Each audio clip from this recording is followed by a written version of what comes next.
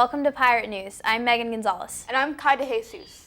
On today's broadcast, we will be covering the most important news from around the campus and across the country. We will also bring you the Seton Hall Sports Update and your 5-day weather forecast.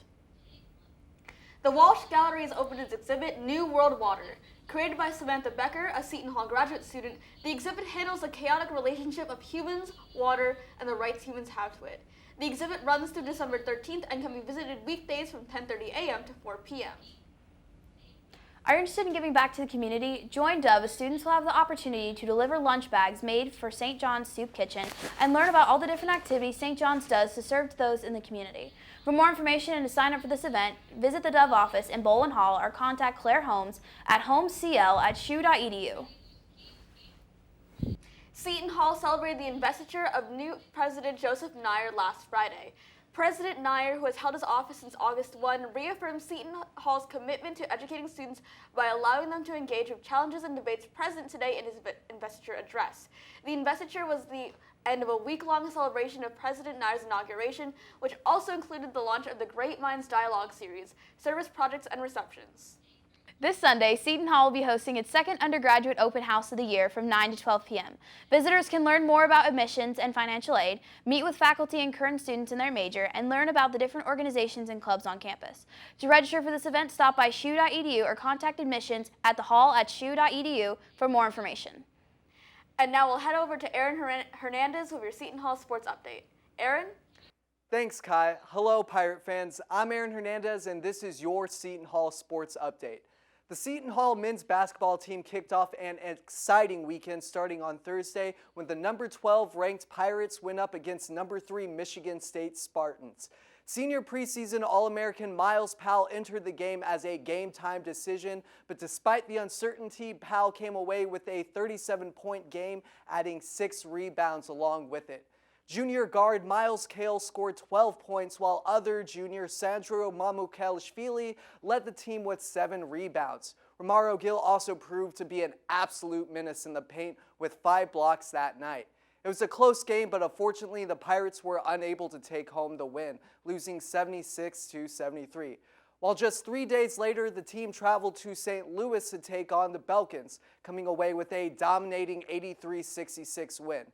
Sunday, Powell was again the leading scorer with 26 points, while Mamukelishvili also had a great scoring night with 17 points.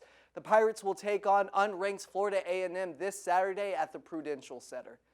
For the women's basketball team, the team saw their first loss in a high-scoring game against Princeton that came down to a final 78-76 score, and then moved on to pick up a great road win against St. Joseph's University, 55-39.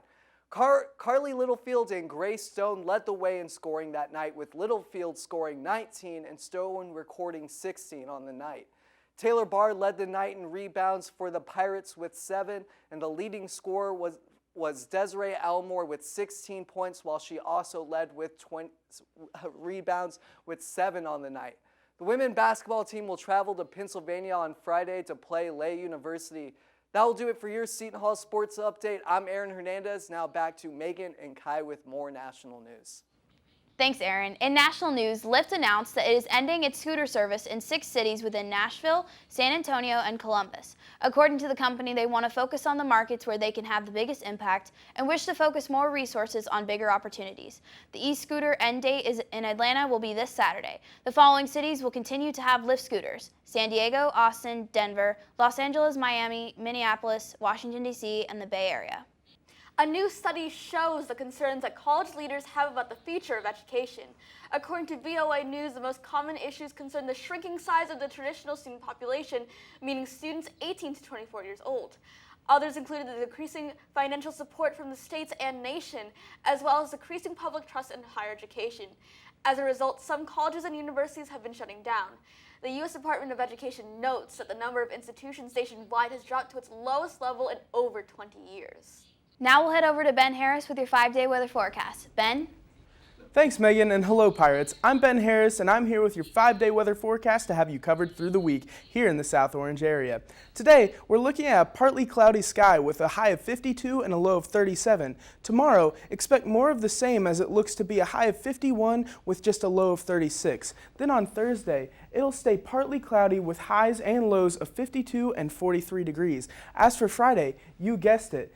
Partly cloudy, high of 55 and low of 34. Lastly, on Saturday, it'll get a bit colder as we inch towards winter with a high of 46 degrees and a low of 34 degrees. That's going to wrap up your 5-day weather forecast. I'm Ben Harris, and now it's time to send it back to Megan and Kai with the latest news from the tri-state area. Thanks, Ben. Recruitment by fraternities was recently suspended at NYU for the spring 2020 semester due to hazing allegations. According to NYU, 9 of 13 NYU Interfraternity Council fraternities are currently under some form of suspension or probation, with Delta Phi permanently banned due to hazing allegations. This leaves only 4 active on-campus fraternities. No other actions have been taken by NYU at this time. A Newark woman has been arrested for the possession of illegal gambling machines, according to the Newark Police Division's Vice Crimes Task Force. Graziel Costa Ferreira, 32, was also arrested for serving alcohol without a license, on top of the previous charge. Ferreira also had her 5 gambling machines confiscated upon her arrest, as well as cases of wine and beer, and $950 in illegal proceeds. And this concludes our broadcast of Pirate News. Once again, I'm Meagan Gonzalez. And I'm Kai DeJesus. Thanks for watching and have a great day.